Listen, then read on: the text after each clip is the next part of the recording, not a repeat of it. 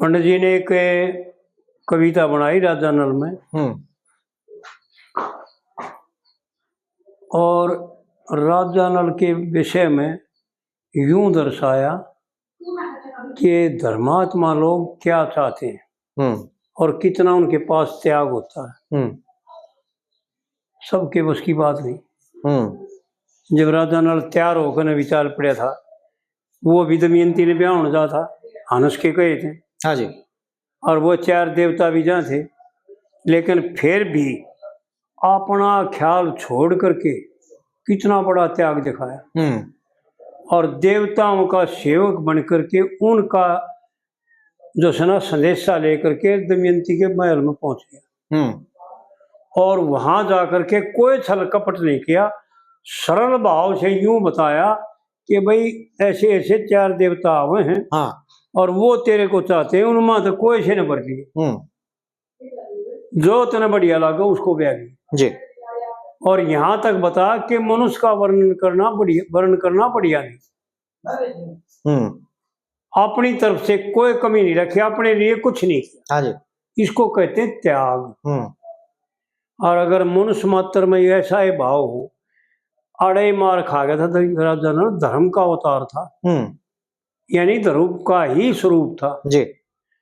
और सतयुग के शुरुआत से लेकर के और त्रेता के अंत तक, जब तक भगवान राम रहे ना, जब तक शरीर रखा, क्योंकि लोग उसके साथ भी राजा नल का और लोग उसका संवाद बताते हैं। हाँ जी, हाँ जी, हाँ जी। ऐसा रामायण में भी आता है थोड़ा जी।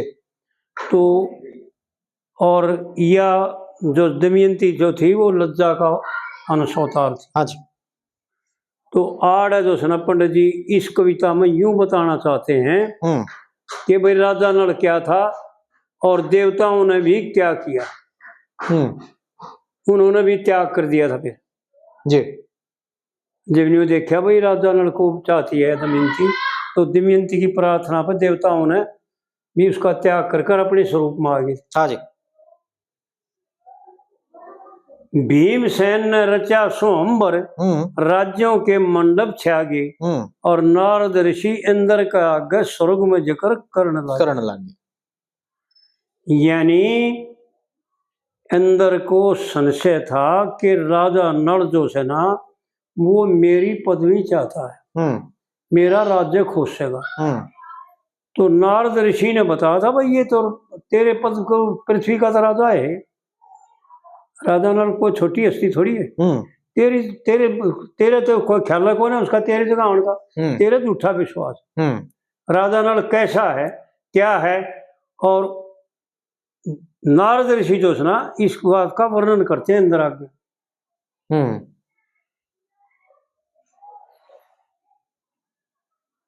भीमसेन ने रचा स्वयंवर, राज्यों के मंडप छागे, और नारद ऋषि इंद्र का आगे स्वर्ग में जाकर करने लगे। एक दिन राजा भीमसेन की ऋषियों से फरियाद हुई,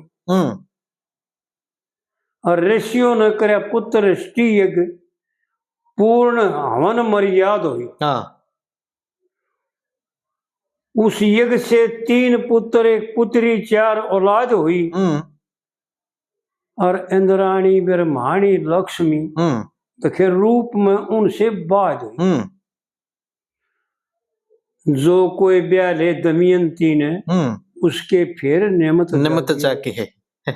भाई नारद ऋषि इंद्र का आगे स्वर्ग में जाकर करने लगे। यानी नारद जी जो है ना इंद्र को यूं दिखा रहे हैं कि जो दमयंती ने जिसका जन्म लिया है ना वो कोई साधारण पुरुष थोड़ी है। क्योंकि ये कारक पुरुष होते हैं, कारक पुरुष उसे कहते हैं जो नाटक करना हो, जो अभियान करते हैं ना वो कारक पुरुष होते हैं, उनका अपना कुछ मतलब नहीं होता उससे। हाँ जी। औरों का कल्याण करने के लिए, औरों को मार्ग दिखाने के लिए वो ये सारे कष्ट उठा करके, कितनी दिक्कत उठा करके और औरों को मार्ग दिखाते हैं। तो इन लोक संग्रह भी कहते हैं और पथदर्शक भी कहते हैं। इनका अपना एक ये जैसे नाटक करने वाले नाटक बनाते हैं ना, नाटक में अभियान दिखाते हैं अपना, लेकिन वो असली नहीं होता। असली तो वो एक और रकमोश है। हाँ जी। लेकिन वो बनता है, राजा भी बनता है, रानी भी बनता है, और डाकू भी बनता है, और मार काट भी करता है। इसी प्रकार ये जो है ना, नारद ऋषि अंदर को बता रहे हैं कि तू क्या है, कहाँ तू, तेरी सोच कहाँ है। वो तो ऐसे आदमी है। एक दिन राजा भीमसेन की ऋषियों से फरियाद हुई, क्योंकि भीमसेन का संतान नहीं थी, और उन्होंने ऋषियों के सामने ये वर्णन किया कि महाराज मेरे संतान तो कोई है नहीं, और संतान बिना जो है ना पितरों का कल्याण नहीं होता। हाँ जी। ऐसा शास्त्रों का मत है जी। तो ऋषियों ने बिना कहे, ऋषियों ने पुत्रष्टि यज्ञ किया, पूर्ण हवन मर्याद हुई। यानी राजा ने सिर्फ प्रार्थना करी कि महाराज मेरे संतान नहीं है, और नारद ऋषि इंद्र को बता रहे कि तू तो क्या है वो देख। एक बार उसने यूं ही बताया था कि भाई मेरे संतान नहीं है, लेकिन ऋषियों ने सारा इंतजाम कर दिया और यज्ञ करे, पुत्रष्टि यज्ञ। उस यज्ञ से 3 पुत्र 1 पुत्री 4 औलाद हुई, और चारों के चारों राजा भीमसेन का 4 थे, 3 लड़के और 1 लड़की दमयंती। चारों के चारों देवकोटि के बताते हैं जी। कोई ऐसा घाट नहीं था। या भी इसने भी वो कर्म दिखाया, वो तप दिखाया है जो औरत नहीं कर सकती। यानी जंगल में अकेली रह करके और अपने बाप का घर जाना, और ऐसा कविता में भी, लेख में भी आता है कि उसने ऐसा रूप बदलाया कि उसकी माँ ने भी नहीं पहचानी। हाँ। दमयंती की माँ ने भी दमयंती को नहीं पहचाना। जब उसने बर्तेवा किया और जो भाव दिखाए ना, जब उसकी माँ ने ऐसा कहा है कि हे ये तो दमयंती के लक्षण है, तू दमयंती तो नहीं। जब दमयंती ने बताई कि माँ हाँ मैं दमयंती हूँ, नहीं तो रूप को छपा करके गई। तो आड़ जो है ना पंडित जी ने ये भाव दिखाए हैं नारद ऋषि का उदाहरण दे करके जी, कि ये साधारण पुरुषों के कर्म नहीं होते, ये तो बने बनाए आते हैं। यानी हमारा एक वो जदरत प्रेन है सुवाना गांव, सुवाना, उसमें एक लाला जी था, भगत जी था, वो महात्मा था, वो तो अच्छा था, विद्वान भी था, शास्त्रों का अच्छा जानकार था। तो वो क्या करता भाई, मोर जो सुना रंगे रंगाए नहीं आते, रंगे रंगाए आते हैं, आड़ नहीं रंगे जाते। क्योंकि आड़ रंगने की किसी में सामर्थ्य ही नहीं, इतने रंग चढ़ा दे उसमें। मोर में इतने रंग होते हैं, शरीर में भी, गर्दन में भी और चंदे में भी, जिनका वारा पार नहीं होता, किसी आदमी से रंगे नहीं जा। तो वो नहीं कहते भाई मोर रंगे रंगाए आओ, हाड़ नहीं रंगे जाते। ठीक बात। यानी कहने का उसका भाव ये था कि भाई परमात्मा जिनको जो कुछ देता है ना, वो परमात्मा के द्वारा दिया हुआ बरतते हैं, अपनी मर्जी से कोई कुछ करने में सामर्थ्य नहीं। ठीक बात। तो इस प्रकार से जो है ना, इस कली में पंडित जी ने यूं दर्शाया है कि युगों के द्वारा अनचाही बातें प्राप्त कर सकती। हाँ जी।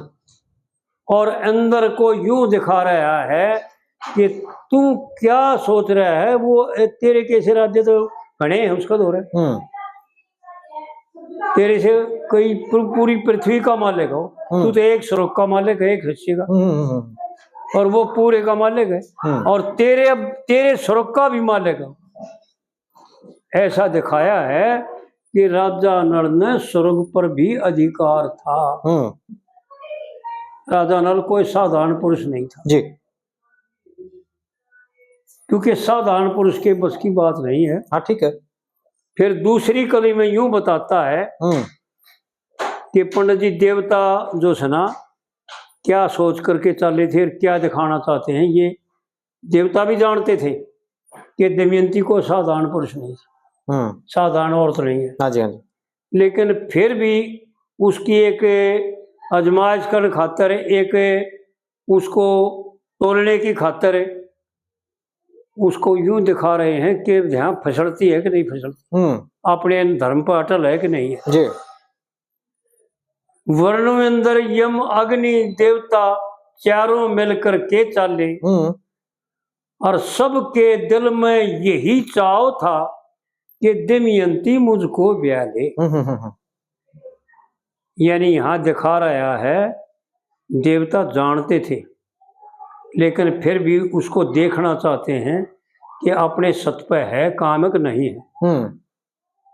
नल की भी और दमयंती की भी देवताओं ने परीक्षा करी है। क्योंकि एक कविता में पंडित जी ने बता रखा है, वो याद करांगे फिर उसकी करावांगे। 2 कलियों में वो देवता बताते हैं कि भाई ऐसा ऐसा हुआ और हम उड़ जा रहे थे कुलयुग को। कुलयुग पूछा ना महाराज कहाँ से आए?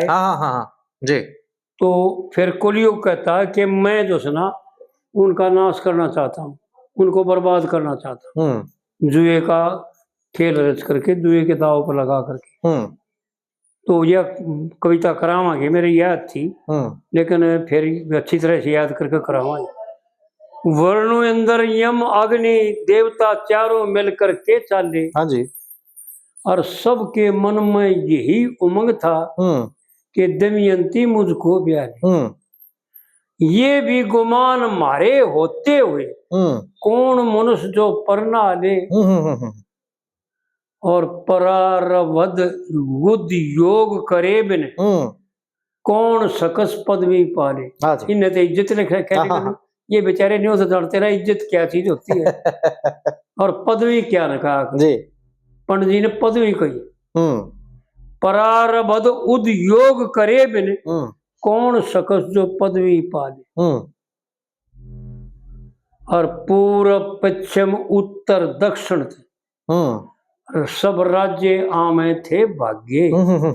भाई नारद ऋषि अंदर का आगे स्वर्ग में जिक्र करने लगी जी। ये दिखा दिया कि ऐसी दमयंती कोई साधारण स्त्री नहीं थी जिनकी देवता परीक्षा करना आगे, जिनकी आजमाइश करने देवता आगे हो। पहले तो राजा नल की आजमाइश करी कि भाई तू हमारा काम सही कर दे, तू दमयंती के महल में चला जा और उसको यूं बता दे भाई 4 देवताओं हैं उनमें तो कोई से ब्याह नहीं, उनके लिए कोई से कहता माला डाल दिए, बूढ़े तू आनंद करेगी मौज करेगी कोई कमी नहीं। हाँ। और राजा नल अपनी परीक्षा पर पूरा गया। राजा नल ने अपने विषय में कोई बात नहीं कही, बल्कि यहाँ तक कहा कि मनुष्य का वर्ण और देवता और मनुष्य के मुकाबले में तो देवताओं के वर्ण में कोई कमी है कोई नहीं। हाँ। उनको वर्ण करना, उनको उनके जयमाला डालना तो जी। लेकिन दमयंती को हंस ने पहले ही बता रखा था और राजा नल को भी हंस ने बता रखा था, लेकिन राजा नल ने अपनी बात को दबाया, त्याग किया और दमयंती ने फिर अपनी बात को साबित किया। एक वो कविता कराई थी ना भाई, दमयंती ने हंस करके देवताओं को प्रणाम किया और हंस के बोली राजा नल से तुम ही बना रे बनो पिया। हाँ जी। उसमें बता रखे है पंडित जी। पंडित जी ने कोई उत्तर प्रश्न है पंडित जी की,